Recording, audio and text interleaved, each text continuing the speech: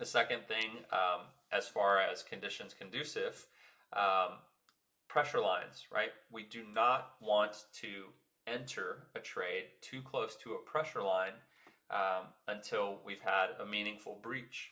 And the best way to look at it, the simplest way to look at it is we want to ideally long at appropriate times when conditions are conducive.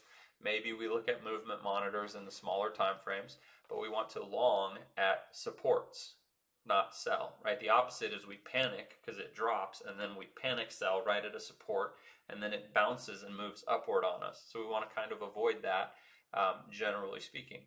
And then we want to look at the conditions conducive. Same thing on the upside. We don't want to buy in when an asset is right at a heavy, heavy resistance. It's not the ideal place to long or to purchase. We want to purchase and long at supports. So we want to consider taking profits much more often at resistances, right? Unless you have a different thesis for why you would be doing that. Or if you believe that you're doing something based on where that asset will be months from now or a year from now, then, pressure lines that are happening on the weekly may be completely irrelevant. Do volatility clouds support my success or failure? So the same thing, right? We want to be careful longing if we're still in a red volatility cloud, or we want to at least use that volatility cloud to have expectations for where the move might end, right? Like where is this move possibly going to go before it meets some resistance? And if we were to set a take profit there, would that make sense, right? Do macro conditions support a move that will breach that volatility cloud?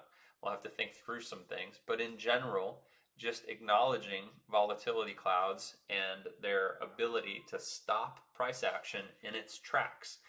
Is that stop going to be used against you if it were to be valid, or is it going to support you, right? And so a great example of supporting you would be you're going into a long where the green volatility cloud is kind of, your area of expected support. And if it happens to have alignment with a couple pressure lines right there in the same space, that's a beautiful place to find support. So you want to be aware of what's going on with volatility clouds and how they affect whatever trade you're considering making. Next, movement monitors. The simplest way to look at it is just be very, very cautious entering a position where numerous movement monitors on numerous time frames are facing the exact opposite direction of your trade, right? So if conditions are blue on blue, and let's just say for movement monitors specifically, if many, many movement monitors are blue, then you probably want to be careful longing in that environment, with maybe the one exception being if you think that there is a very, very long-term moving average that will be used as a support, or because a lot of traders will believe that, so you could end up right. Or if you find that there are some very, very significant pressure lines that you expect, to hold, but definitely have some reasoning. It is much easier statistically to ride a trend and to ride pressure than to accurately identify reversals. So just be cautious of that. It won't stop us from trying. Sometimes you'll be successful, but my advice would just be to use asymmetry and protect your downside.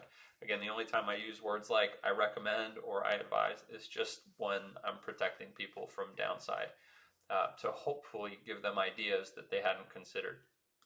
Next, breakout bars. Do breakout bars in larger time frames especially support my success or my failure, right? Are they making it conducive for my trade to work or not? I had a great example of longing Bitcoin when breakout bars in the 3-day time frame, 4-day, 5-day, 6-day, 1 week, 2 week are all deep blue. Might not be the best idea, right? That would essentially be a no on the checklist. You'd say, oh, they're supporting my failure, so I almost instantly just stop. I don't need to go through this whole list. And it could be different if everything I'm trading is supposed to be done within the day. Maybe it's different, right? Potentially. Still dangerous, but technically different. If you happen to get a lot of confluence in the time frames that matter to you, maybe the 30-minute, the 1 hour, the 2 hour, the 4 hour, the 6 hour, the 12 hour, the 1 day, all orange, and everything else kind of lines up.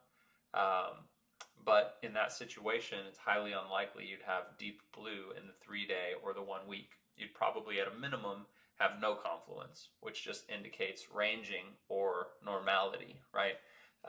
Volatility, even, right? But to trade against confluence, it's just dangerous. It's high risk.